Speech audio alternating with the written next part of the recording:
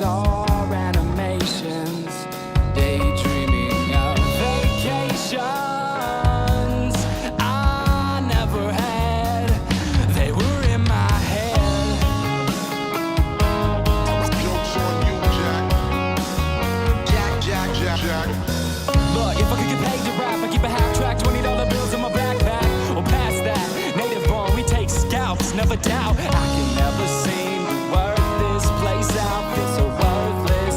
Smoke got me wondering where earth went. Yeah, wondering where earth went.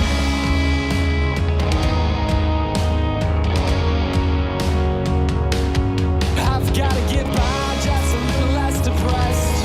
Wrong with my style, coming straight out the Midwest. For me, I'll rhyme until we open up this chest. Hear me out. Yeah.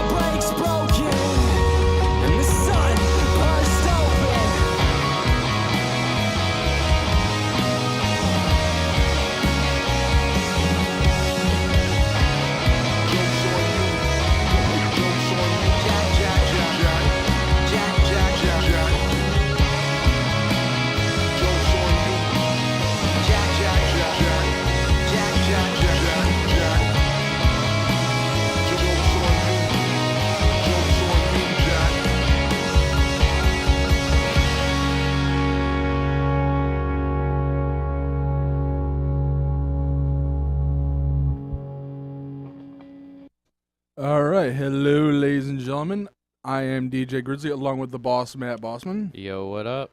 And we are going to be going to Beard Gentleman Project or Beyond Question. We usually do Beyond Question tomorrow. Yeah, so we'll do yours. Yeah, so this is going to be Beard Gentleman Project. But first, we have a quick couple sponsors to go ahead and go back to. So give us a moment.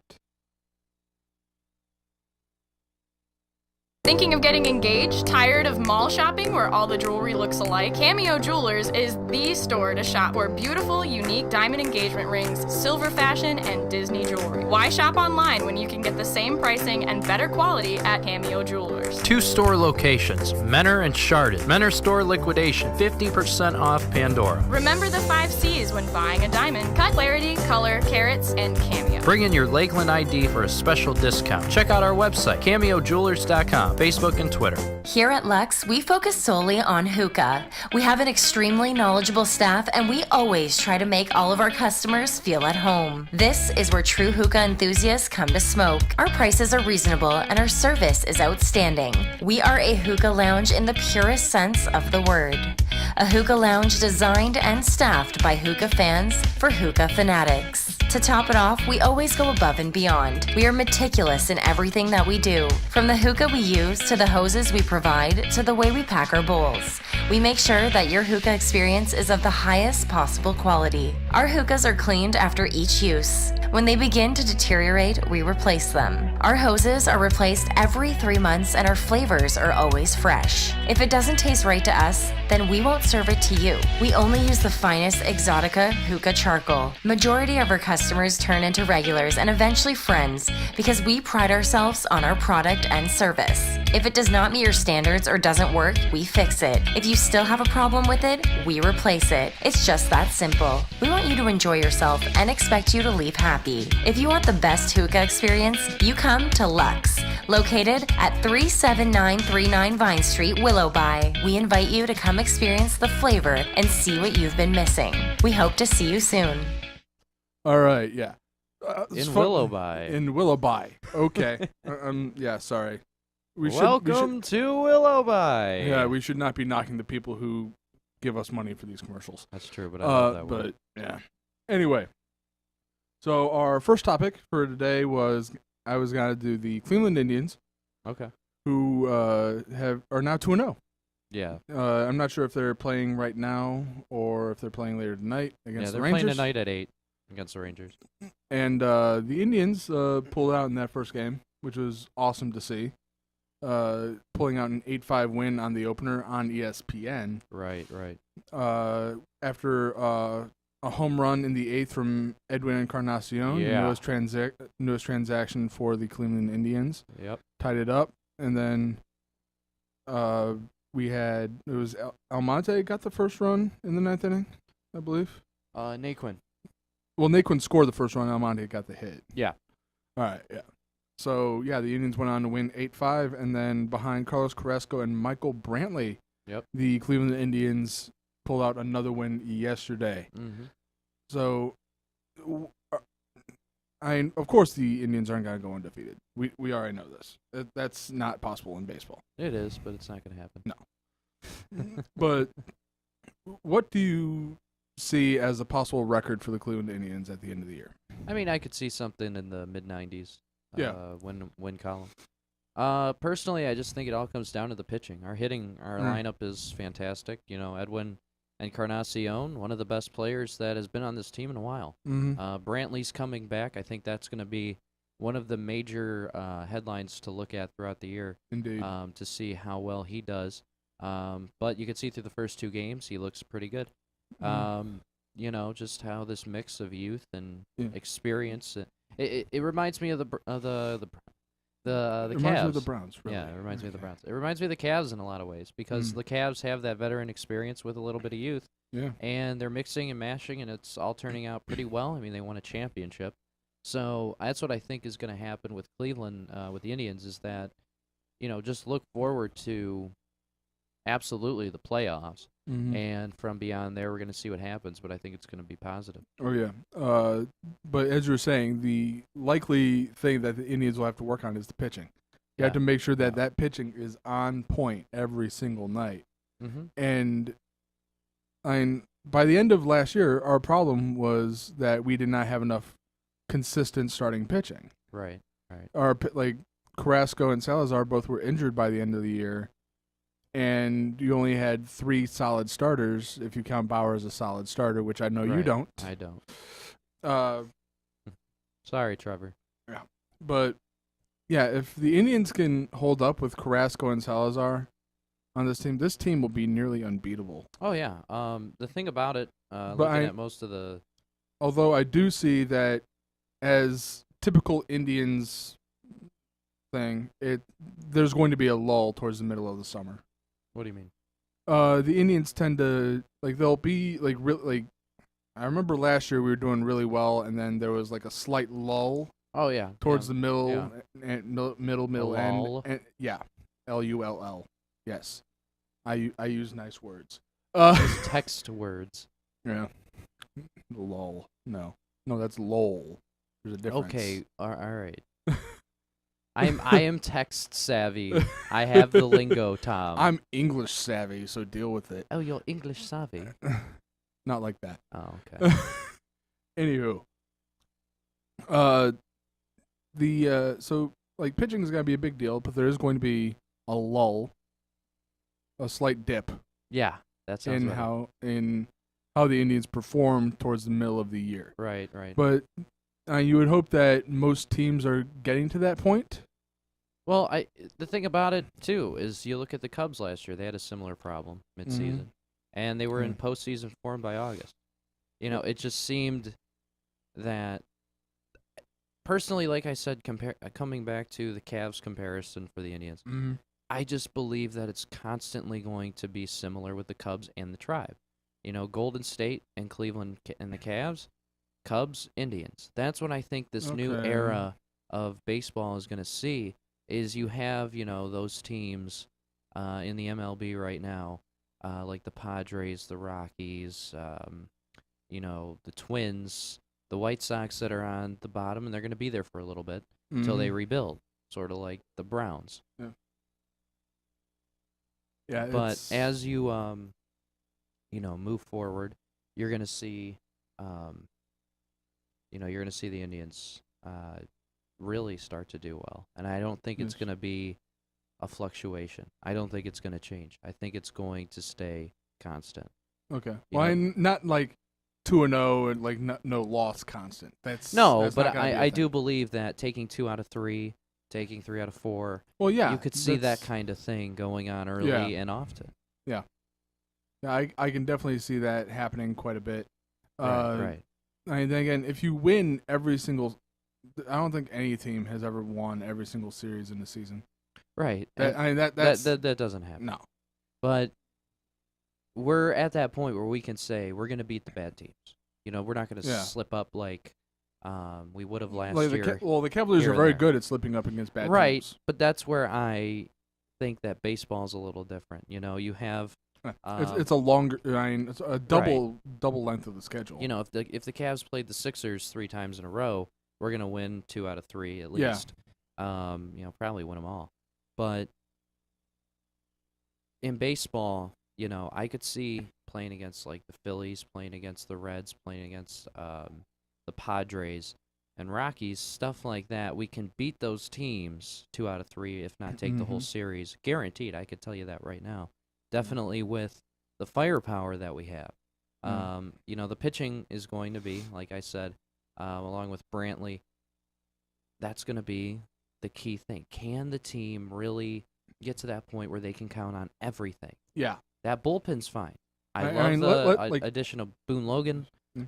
Great addition. Let's remember, we did not have Carrasco, Salazar, or Brantley when we were going to the Game 7 of the World Series. Right. So and now that you add that to the mix. And then we also, yeah. I'm not like, Encarnacion would be an upgrade over Mike Napoli, correct? Absolutely. You saw that in the first 2 games of the year. Napoli hasn't had a hit. He had one, but and that hit was a single. Encarnacion's hitting it out of the park. Yeah. To tie a game. To tie a game and eventually win that game. So, you look at so many different aspects of this team, even with the veteran that we have, Austin Jackson, who played yesterday. He had a key hit in yesterday's game, scored a run. He ended up coming around to score himself. These guys that we bring onto this team, they're not just there for not like a fashion show where you get a bunch of good-looking models together and they're all down the runway. It's not for that. They're all there for the common purpose of winning as a team and as a team, not as individuals. Exactly. And personally, I think we're the best team in the league in the entire MLB.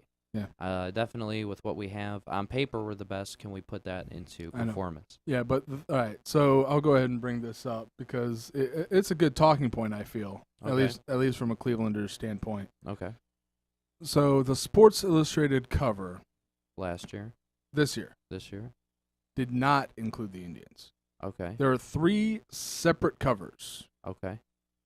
There was one for the LA Dodgers, Okay. Cubs. one for the Cubs, one for the Red Sox. Okay. No Cleveland Indians talk whatsoever. Well, I mean, those three teams, if you think about it, had really good off seasons, and also the Cubs won the World Series. Yeah, so they obviously So take the Central They section. take the Central. Yeah. You have the Red Sox who got Chris Sale. Mm-hmm. And you also have the Dodgers who signed their closer back and more hitting.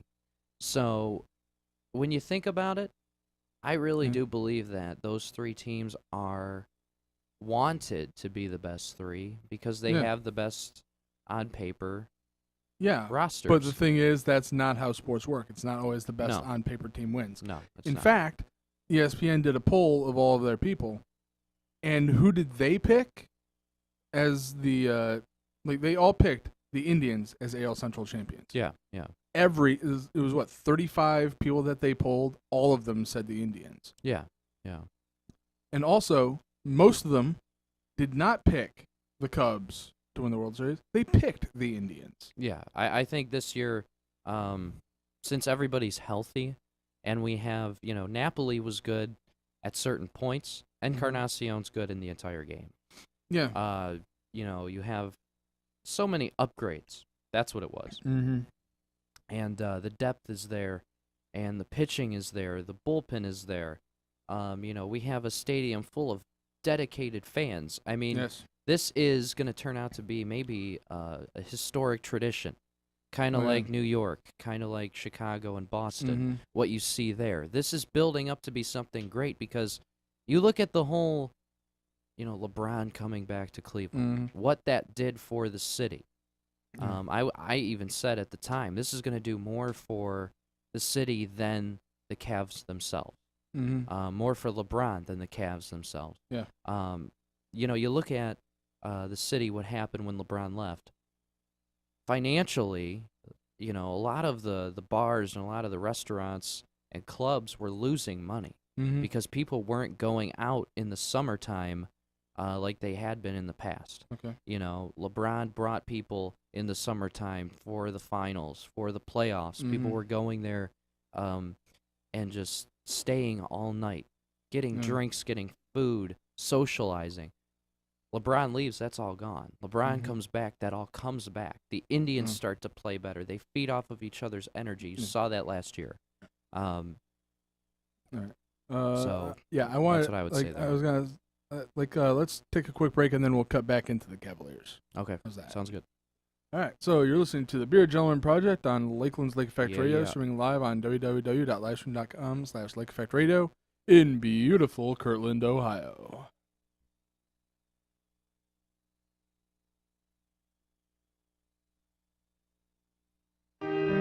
Sometimes the things we take for granted suddenly become really important. I always thought Lakeland was for someone else. Then I lost my job. I realized I needed to learn more in today's job market. I needed Lakeland. Lakeland gets you ready for good new jobs. It'll fit your schedule and you can afford it. Lakeland really comes through for us. In Lake County, opportunity starts here at Lakeland. For the 6th year, Lakeland has been designated as a military-friendly school by GI Jobs magazine. The list honors Lakeland as one of the top 15 colleges, universities, and trade schools, which do the most to embrace America's student veterans and ensure that they succeed on campus. Lakeland is also a Service Members Opportunity College approved by the State Approving Agency for Veterans. Lakeland's inclusion on the 2015 list of military-friendly schools was based on a criteria such as class flexibility, which includes evening classes, online classes, and weekend classes. Also, military-specific support services, ability for veterans groups, and networking.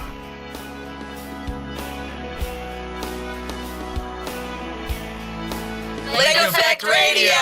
Keep on rocking around the clock tower. Imagine the opportunity to be the first in your family to earn a degree. Gain knowledge that changes your life forever. Learn with faculty who share a common goal, your success. Experience Lakeland Community College. Apply your skills to make a difference every day. A Lakeland education is accessible and affordable. Credits easily transferred. Lakeland Community College. Opportunity starts here. metal fans, Bravo Ernest presents Era, Phineas, Oris, Chasing Horizons, Defy Reality, and Measures at the Foundry on April 6th. Tickets available at ticketweb.com.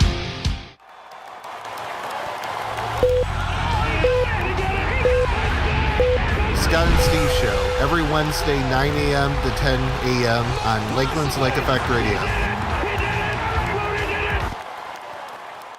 We're listening to Lake Effect Radio. Keep rocking around the clock tower, guys.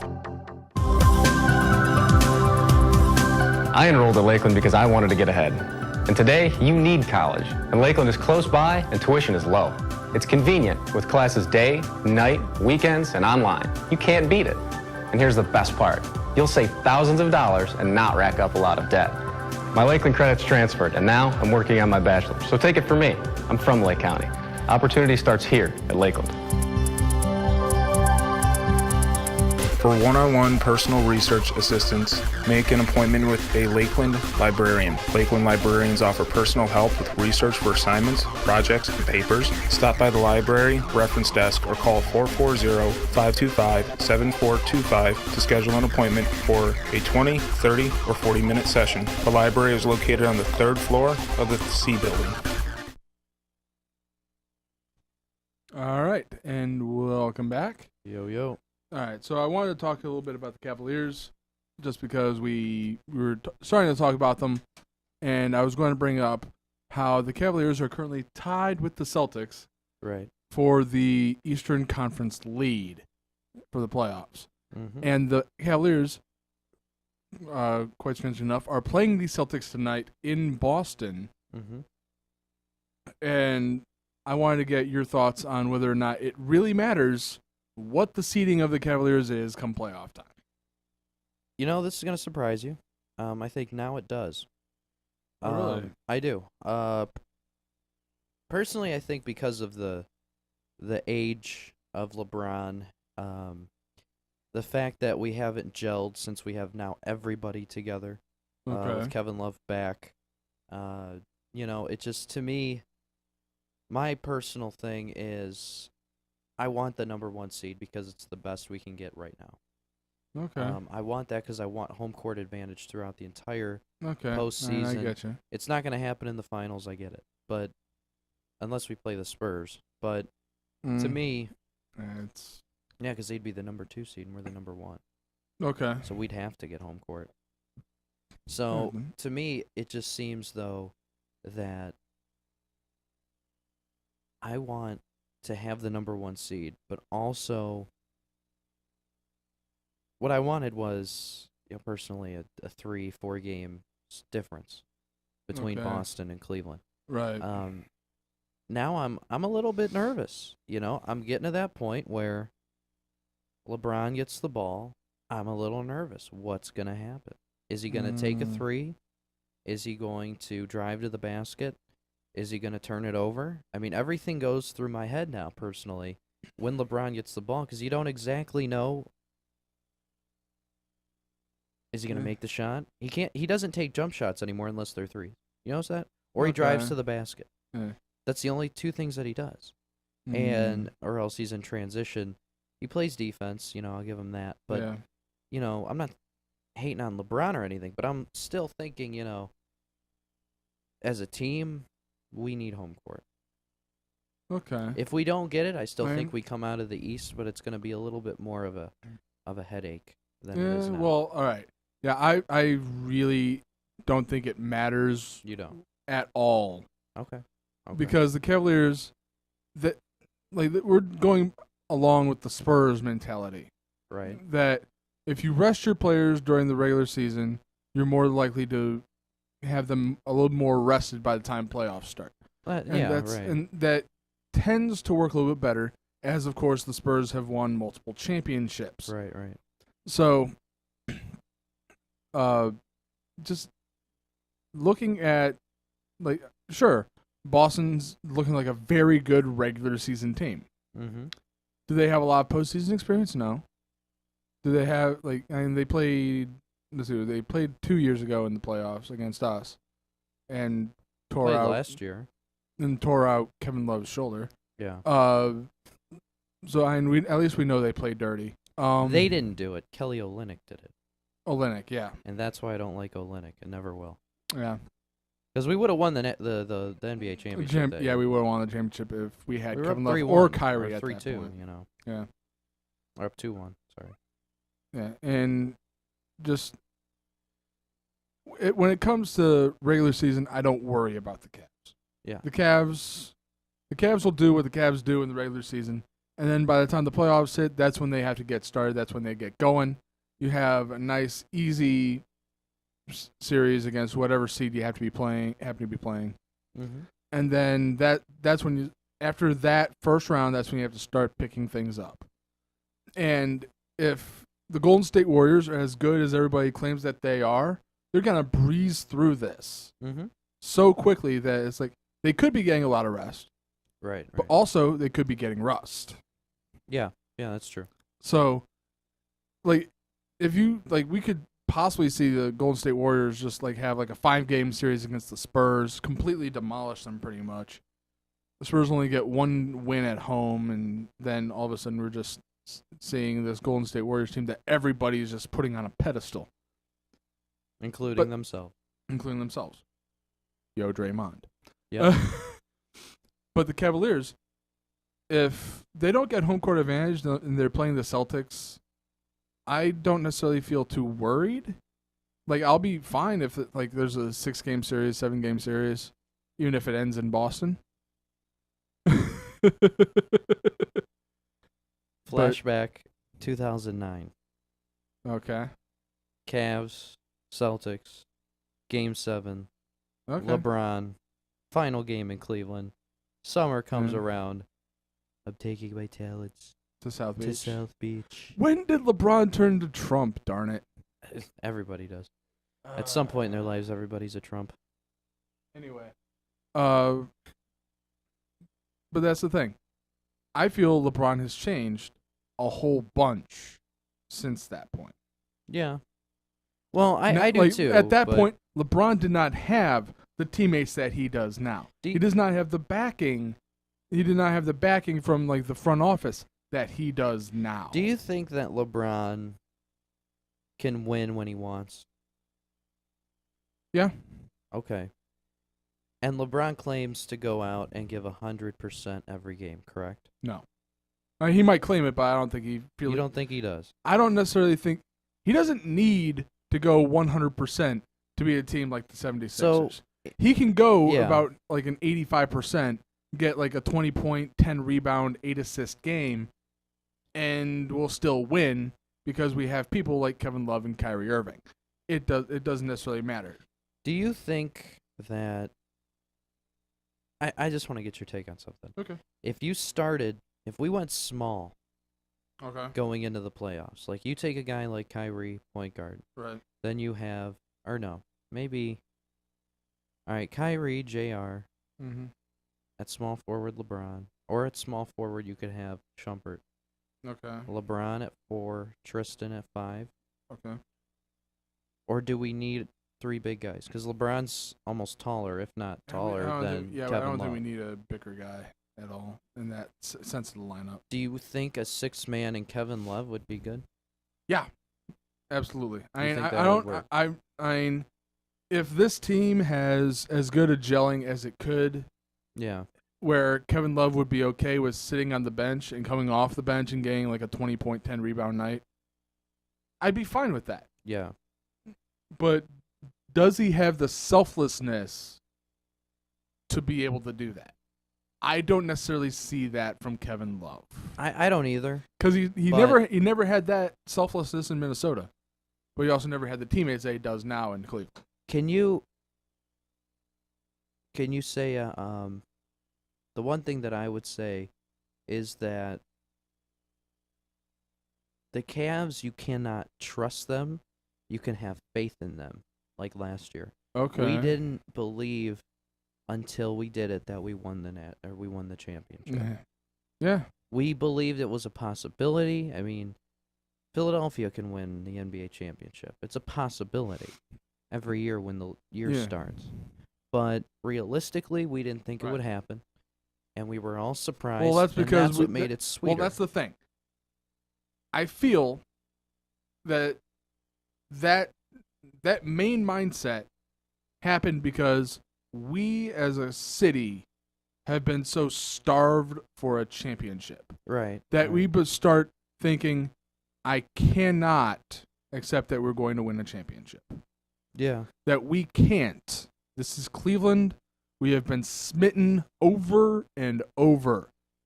And there is no chance that I would ever see a championship in my lifetime. Right. Like coming from you or me, who are very rather young people compared to our parents. Yeah. Anywho.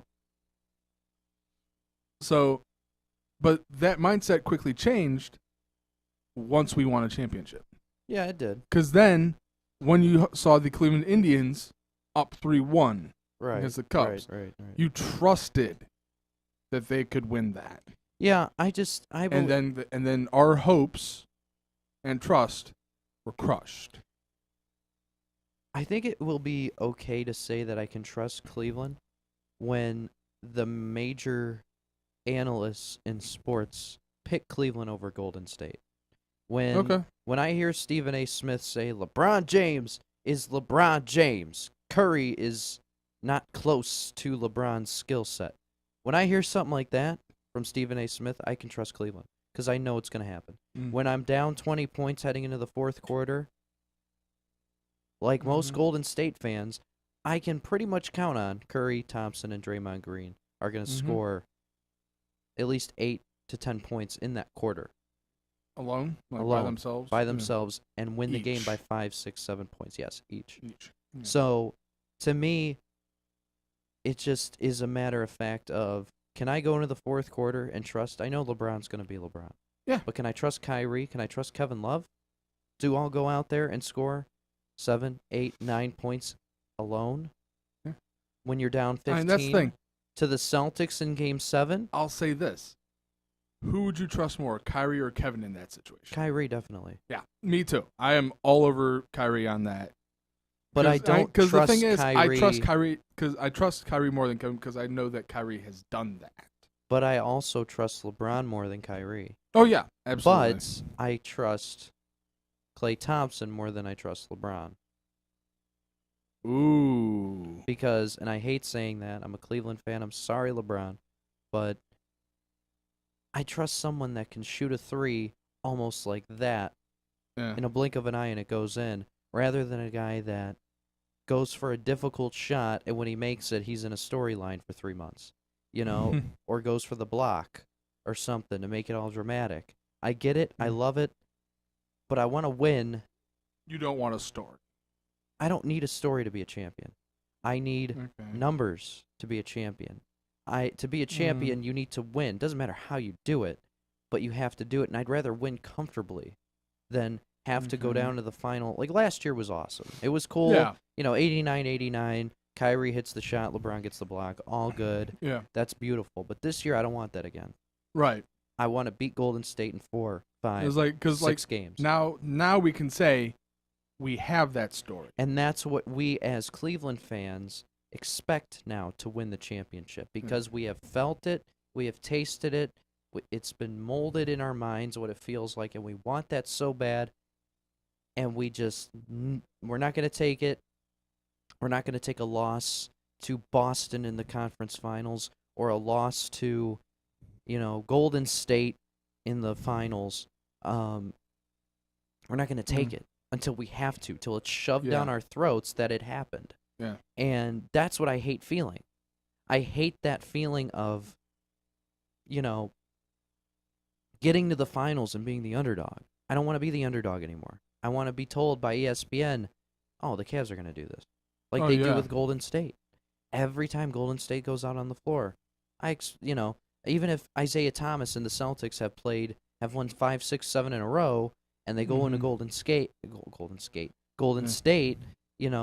they're still picking Golden State to win that basketball game. Oh, yeah. They're still picking Curry and Thompson to shoot lights out. Mm-hmm. I don't believe Klay Thompson and Curry are that good. Right. But I do think if you're going to give someone the title of king, don't you trust the king in every sense of the word? Yeah. And that's what I feel is lacking. I feel it's kind of, for me, I'm uneasy when, playing a team like the Pacers and we got to go to double overtime. Yeah. That should be a 30-point win. Yeah. Why are we going to double overtime with a team that's not even playoff bound? Yeah. So, how are we going to fare against the Western powerhouses in Golden State, San Antonio, Houston, when we can't beat them on the road, but we have the self-proclaimed and given title king on our team? Last time I checked, a king doesn't give up their castle. Right. So, gosh, I sound like I'm dogging LeBron. I'm not trying to. But I really do believe that we have this king. Last year in the finals, he came out and said, I'm taking over. This is mine. Yeah. I know how to do this. I've done it twice in Miami. Yeah. Comes here, does it, cool. But now he has to keep doing it. Has to keep doing it. But also, why should he have to? Because a king, you go back to medieval times, a king doesn't go out and fight by himself against an army. No. He has an army fight for him. That's what I'm looking for in Kyrie, JR, Kevin Love, and Tristan. Okay. And we have this Khloe Kardashian curse. Yeah. I was going to bring that up. That is actually turning out to be real. Yeah. Which I think is hilarious. Yeah, it's Khloe and Tristan, right? Yeah. That's what I think the Cavs are going to do if they do lose in the playoffs. Yeah. They're going to blame it. They're going to I literally think Tristan will break up with Khloe if they lose. Oh, yeah. That would be hilarious. People have been forcing this down our throats on social media, so yeah. So, who cares, man? I mean, it's yeah. kind of like date who the heck you want, Yeah. It's like I don't care. Yeah, I don't necessarily care. I don't see her on TV unless it starts hurting the team. Yeah, I don't see her on TV. I don't see her in the news. I don't see her. I see Tristan and her occasionally on Twitter, taking a picture together, but I don't Instagram whatever. But I don't care. I really don't care. If it was like Caitlyn Jenner, maybe I'd have a problem. But I just think, it's kind of like. Okay, I can't. No. Okay, all right. You can keep going, but I'll just turn away from you for a little bit. I don't think Tristan would do that. No. But anyway, it'd be so interesting. Get signed to a 10-day contract. But I don't. I was about to make a joke about how he would then end up in a brothel, and Lamar Odom number 2. Yeah. Oh, that'd be terrible. I wasn't gonna say anything else because I'm pretty sure none of that's fit for on air. I'm sorry, Lamar. Yeah, sorry, Lamar.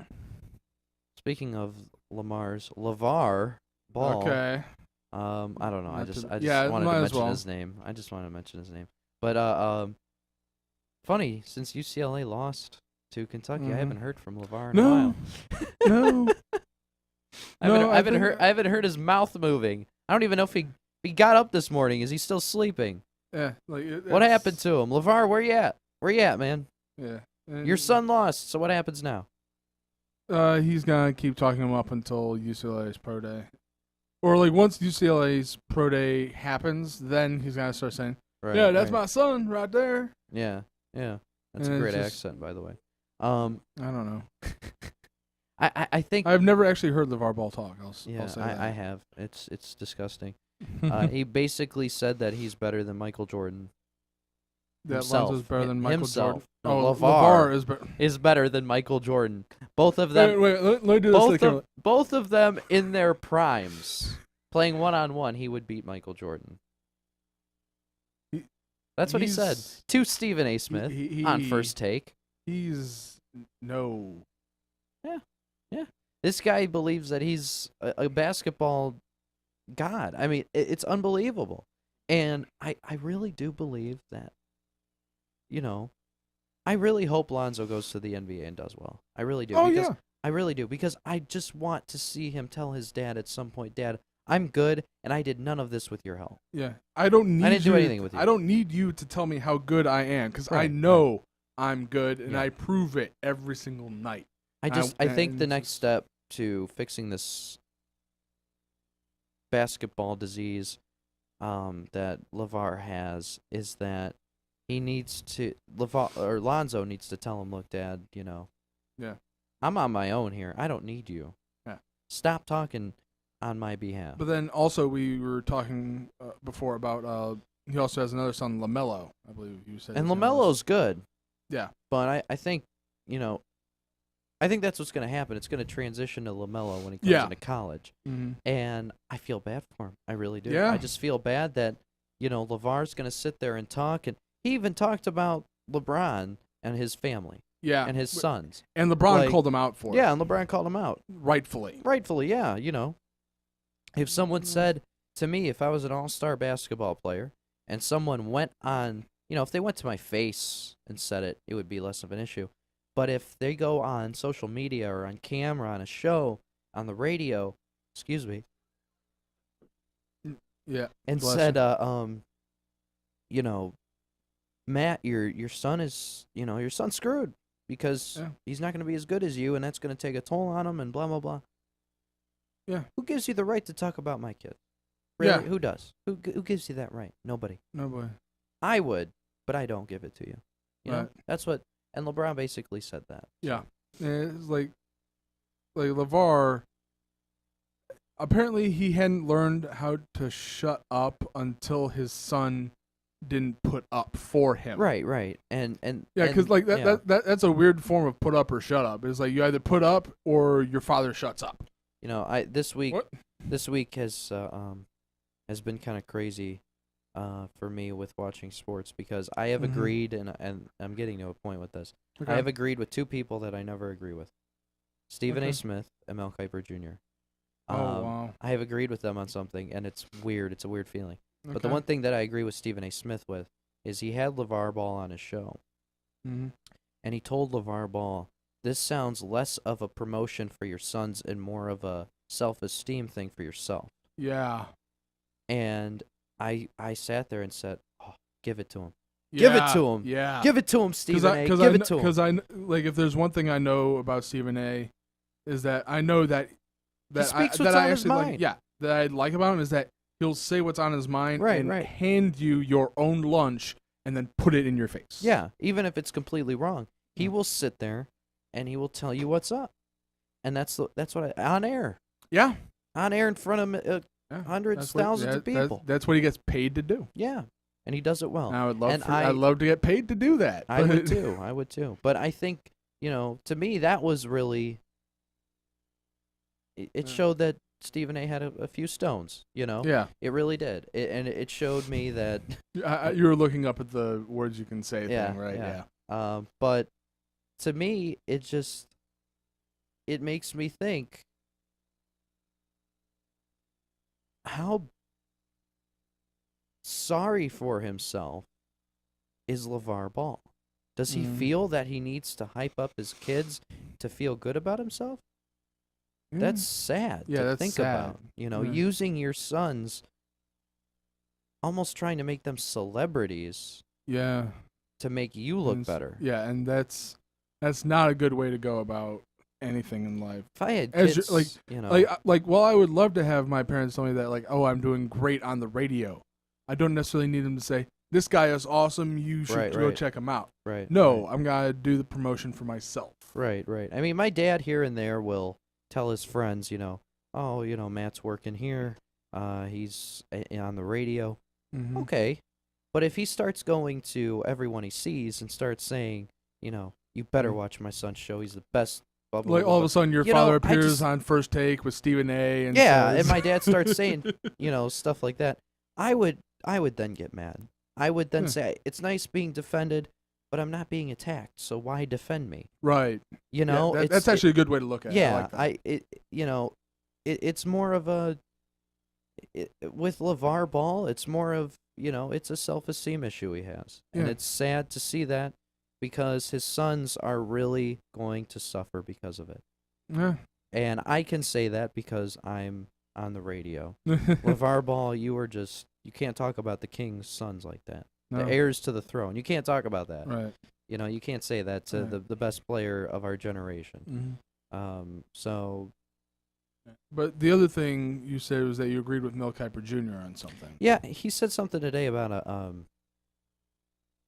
forget who it was going number 12, the Browns. Okay. Todd McShay and Mel Kiper Jr. were on First Take this morning. Oh, goodness. And, I can't believe I missed this. And Mel Kiper Jr. I love listening to Kiper and McShay just... Yeah, and they battle it out. But they had a similar thing with the Bengals and the Titans.